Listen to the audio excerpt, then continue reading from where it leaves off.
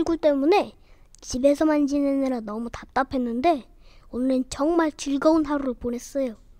목장에 놀러가서 젖소도 보고 많은 재밌는 것들을 구경했어요.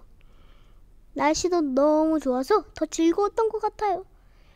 물론 제가 좋아하는 피자도 실컷 먹고요. 그리고 해가 지는 해변은 정말 멋졌어요. 여러분도 즐거운 시간을 보낼 수 있으면 좋겠어요. 이제 숙소로 돌아가야 해요. 책 읽는 시간에 만나요. 안녕. 하늘옷으로 떠난 여행. 리시와 중 우리는 어디서 왔으며 무엇이고 어디로 가는가? 오, 이제야 왔군. 20년 동안이나 기다렸는데 드디어 나타났어.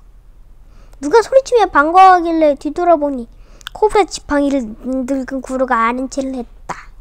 근데 헤어진 연인이라도 만난 양 반갑게 어깨를 껴안으며 말을 걸었다. 난 언제나 그때를 불렀지.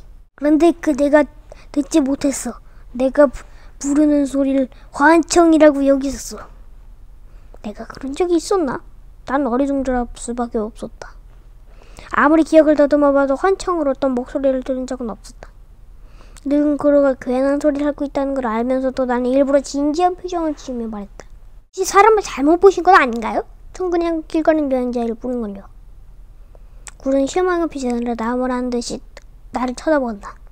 누구나 길 가는 여행자라고 할 수 있지. 그대도 그렇고 나도 그렇고 말이야. 그러나 여행에는 반드시 목적지가 있기 마련이야.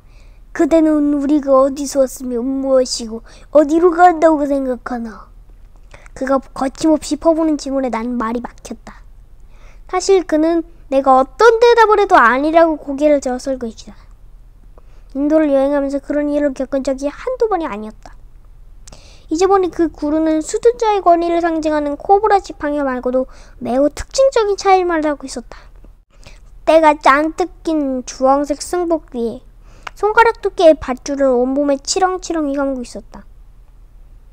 왜 그런 차림을 하고 있는 건지 이해할 수 없었다. 아무튼 하는 행동이나 말을 보아하니 정신 이상은 미치광이 구루임이 틀림없었다. 구루가 그 이상한 밧줄로 나를 얼거매기 전에 나는 서둘러 자리를 떴다. 오늘 중으로 우체국에 가서 소포를 붙여야 할 게 있었다. 그런데 그가 등 뒤에서 소리쳤다. 지금 우체국 가는 길이지? 다 알고 있어. 난 여기서 기다릴 테니까 이따 오자고. 난 놀라서 걸음을 멈췄다. 내가 우체국에 간다는 걸 어떻게 알았을까? 소포 뭉치는 가방 속에 들어있었고 겉으로 봐서 내가 우체국에 가고 있음을 말해주는 아무런 표시도 없었다. 내가 놀란 눈을 쳐다보고 있으니까 어서 다녀오라고 손짓을 했다. 정말 계획이 짝이 없는 구루였다. 우체국에 다녀온 뒤 나는 곧장 숙소인 비시노 여인숙으로 향했다. 비시노 여인숙은 겐지스 강속에 위치한 북인도의 유서 깊은 도시 바라나시에서 가장 정말 좋고 싼 게스트하우스다. 나는 양동이에 물을 받아 샤워를 하고 나서 베란다로 나가 강 풍경을 구경했다. 물 위엔 이미 낙조가 변지고 있었다.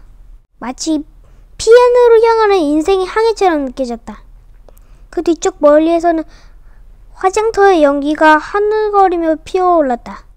근데 누군가 강둑 아래에서 나를 소리쳐 불렀다. 요! 나 여기 있네. 난 언제나 그대와 함께 있지. 이리 내려와 함께 산책이나 하자구. 밧줄로 몸에 도른 그 미치광이 구루였다. 높은 베란다에서 내려다보니 그는 마치 마법사 영화에 나오는 주인공 같았다. 검은 머리는 치렁치렁하고 지팡이는 어지울 정도로 컸다. 마치 나를 향해 어서 내려오게 해. 안 그러면 그대가 묻고 있는 비노 여인숙을 100m 높이로 커지게 해서 마법의 성으로 만들어버릴 테요. 라고 소리치는 듯 했다. 난 약간 성가신 기분이 들었다. 내 생각에 구루는 지금 나를 유혹해 자신의 제자로 만들려는 게 분명했다. 20년 동안 기다렸다는 어쩌니 하는 것은 인도의 탈북성들이 외국 여행자에게 흔히 쓰는 수법이었다. 한 번은 히말리아 근처의 산에서도 그런 적이 있었다. 한 요가 수행자가 나를 보자 대뜸 20년 동안 기다렸다고 주장하는 바람에 나는 완전히 그에게 속아 일주일을 붙잡혀 있었다. 아침부터 밤까지 꼼짝없이 그의 시중을 들어야만 했다. 그는 내가 달아날까봐 감시도 게을리하지 않아 그에게서 벗어나느라 애를 먹었다. 미치광이 구루가 더 귀찮게 들기 전에 나는 얼른 도망칠 채비를 해야 했다. 그 밧줄을 몸에 들고 여인수가 안으로 쳐들어와 나를 소리쳐 불러대면 함께 있는 다른 외국 여행자들 보기에도 창피한 노릇이었다. 난 그에게 들키지 않으려고 조심해하면서 반대편 출구를 통해 여인숙을 빠져나왔다. 그때 등 뒤에서 구루가 외치는 소리가 들렸다. 난 여기서 기다리고 있겠어. 언제까지나 그대를 기다릴 거야. 그대가 날 만날 준비가 될 때까지 말이야. 어느새 난 굉장히 끈질긴 구루의 표적이 돼 있었다. 왜 하필이면 나를 점찍었는지 이해가 가지 않았다. 혹시 나와 비슷하게 생긴 어떤 일본인과 나를 혼동한 것은 아닐까? 자칫하다간 그 구루 때문에 여행을 망칠 수도 있었다. 난 약간 배가 고팠지만 그에게서 벗어나기 위해 바나나시 뮤직 아카데미로 시타르 연주를 들으러 갔다. 낮에 어떤 꼬마에게서 음악회 안내장을 받았던 것이다. 이름만 거창했지 바나나시 뮤직 아카데미란 곳은 막상 가서 보니 수세기 동안 햇빛 한 번 들지 않은 어두컴컴한 뒷골목에 있었다. 그리고 아카데미이기는커녕 2층 다락방을 개조해 만든 형편없는 곳이었다. 관객은 모두 앞에 이스라엘에서 온 부부와 내가 전부였다. 그래도 무명의 시타르 연주자는 3명의 관객을 앞에 놓고 줄이 끊어지라고 최선을 다했다. 2시간 뒤 나는 뭘 좀 먹어야겠다고 생각하며 뮤직 아카데미 안에서 이따금씩 흘러나오는 흐린 불빛을 제외하고는 지척을 분간하기 어려웠다. 바라사시 뒷골목은 저 세계에서 미로로 유명한 곳이다. 골목은 한 사람이 겨우 지나갈 정도로 폭이 좁고 길가에 난 문들은 난쟁이가 드나드는 문제로 선량감만 하다.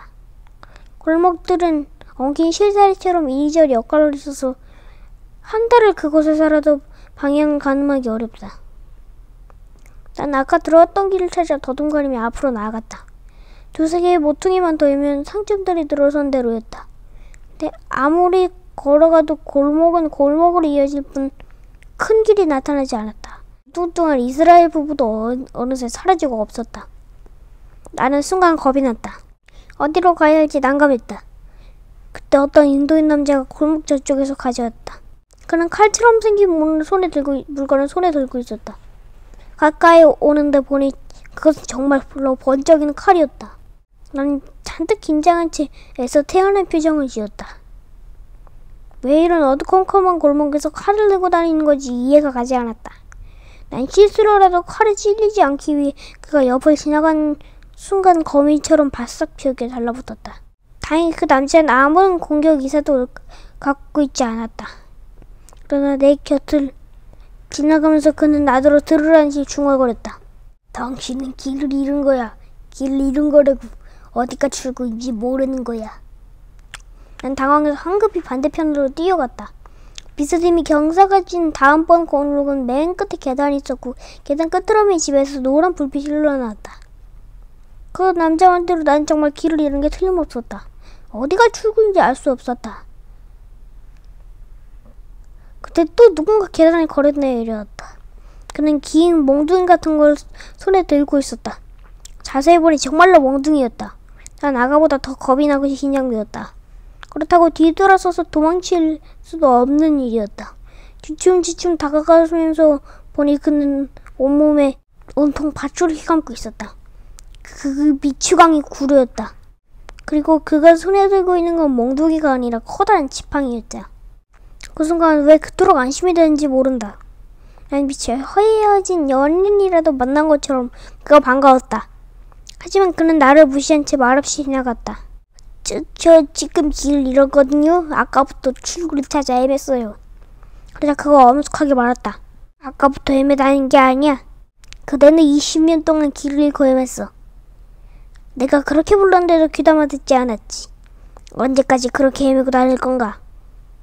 미루처럼 뒤엉킨 뒷골목에서 길을 잃은 덕분에 나는 20년 동안 인생의 출구를 찾지 못하고 헤맸다는 누명을 쓰고 말았다. 어쨌거나 그에게 대들 처지가 아니었다. 잠자코 구루의 뒤를 따라갈 수밖에 없었다. 구루는 어두운 골목길을 거침없이 걸어가 오른쪽으로 꺾어줬다. 그러자 마술을 부린 것처럼 순식간에 상점들의 거리가 나타났다. 출구는 바로 옆에 있었던 것이다. 난 놀라서 입을 다물지 못했다. 구로가 말했다. 음악을 들으느라 밥도 못 먹었겠지. 시장할 테니 저리로 가서 욕이나 하자고. 귀신같이도 그는 내가 시타르 연주를 들으러 갔다는 것까지 알고 있었다. 난 완전 기가 죽어 그를 따라갔다. 구로는 식당이 아니라 상점들의 끝머리에 강가로 들어갔다. 돌계단에 앉은 그는 내게 차파티나 먹자고 말했다. 나는 그가 나더러 차파티를 사오라는 말인 것을 알아들었다. 그런데 그가 손바닥을 펼치자 순식간에 널쩍한 밀가루떡 차파티 5장이 나타났다. 내가 의심스러운 눈초리를 쳐다보는 걸 알고 그가 말했다. 왜 그렇게 놀라지? 인도에 그렇게 다녔으면서 차파티를 전부나. 어서 이리 와 앉아. 그러면서 그는 또 20년 타령을 했다. 난 20년 동안이나 그대를 기다렸어. 줄곧 그대를 불렀지. 바로 곁에서 말이야. 그런데 그가 듣지 않았어. 나는 구루를 시험해볼 겸 일부러 투덜거렸다. 차파티를 맨 걸로 어떻게 먹습니까? 딸기잼이라도 있어야죠. 그가 말했다. 잼? 여기 있지. 그가 손바닥을 펴자 역시 잼이 나타났다. 기가 막힐 노릇이었다. 내가 잼 얘기를 꺼낼 것을 알고 스웨스가 미리 감춰둔 게 아닐까 의심이 끝이 없었다. 어쨌거나 난 배가 고팠다. 차파티 한 조각을 찢어 잼을 발라 입에 넣으면서 말했다. 그런데 왜 절 기다리셨다는 거죠? 20년 동안 기다린 특별한 이유라도 있나요? 구르기가 말했다. 그대에게 중요한 걸 일깨워주기 위해서지. 난 이곳에 오래 있을 수가 없어. 며칠 후면 히말라야의 동굴로 돌아가야만 해. 오랫동안 상에서만 살았기 때문에 도시에선 숨이 막히지. 사람들의 거친 파장이 내 몸에 세포로 막아들이거든. 아무튼 돌아가기 전에 그대를 만날 수 있어 기뻐. 이제 보니 그는 무척 진지했다. 나는 제자로 만들어 부려먹으려는 의도가 아닌 것 같았다. 그는 자비심 가득한 시선으로 나를 바라보았다. 그 시선을 대하는 순간 문득 그가 더없이 순수한 사람이라는 걸 느낄 수 있었다. 이유는 알 수 없지만 왠지 그런 것이 느껴졌다. 난 천천히 밀가루떡을 뜯으며 다시 물었다. 제게 무엇을 읽어라 주시라는 건가요? 지금 말씀해 주시면 안 돼요? 구루는 대답 대신 한참 동안 나를 응시했다. 그러더니 이윽고 입을 열었다. 난 이미 그대에게 일깨워줬어. 그대가 못 알아들었을 뿐이지. 다시 한번 날 잘 보게. 내 몸에 무엇이 감겨져 있나? 밧줄이 나를 묶고 있지. 내게 말해줄 건 그것뿐이야. 그리고 이 밧줄은 내가 스스로 까본 것이야. 그대를 구속하고 있는 건 다른 누구도 아닌 그대 자신임을 잊지 말게. 그대만이 그대를 구속할 수 있고 또 그대만이 그대를 자유롭게 할 수 있어. 구루는 말을 마치고 벌떡 일어나 몸에 걸치고 있던 밧줄을 풀었다.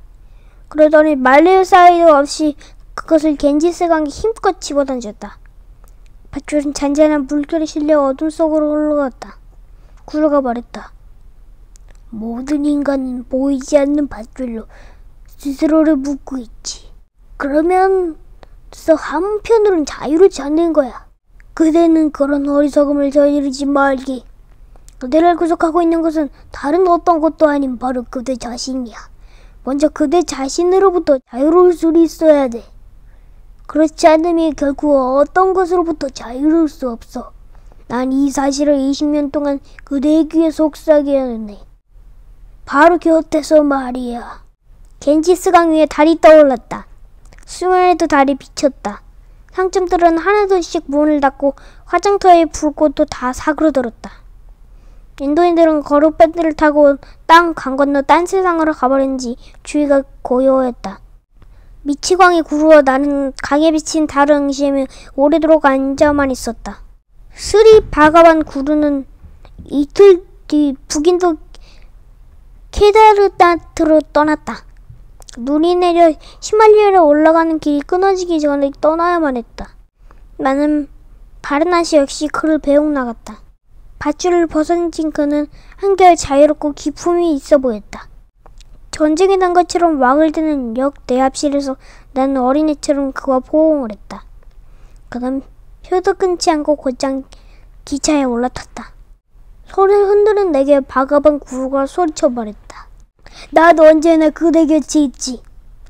바로 곁에 말이야. 우린 서로 연결되어 있어. 그대가 언제나 자유로운 정신에 머물기를 바라네. 그것밖에는 다른 해답이 없지. 그대가 자유롭다고 느끼지 못할 때가 있거든. 언제라도 나를 찾아오게. 히말리아로. 그것이 그것과의 마지막 만남이었다. 그 이후 나는 인도와 네팔, 히말리아를 여러 군데 여행했지만 스리 바가반 구루를 2번 다시 만날 수 없었다. 어떤 인연으로 내가 그를 만나게 됐고 그가 정말로 미치광이 구루인지 아닌지는 영원한 수수께끼가 되어버렸다. 하지만 언제나 자유로운 정신에 머무는 것, 그것은 내 인생의 화두가 되었다. 잘 자요. 구독, 좋아요, 꾹꾹 눌러주세요.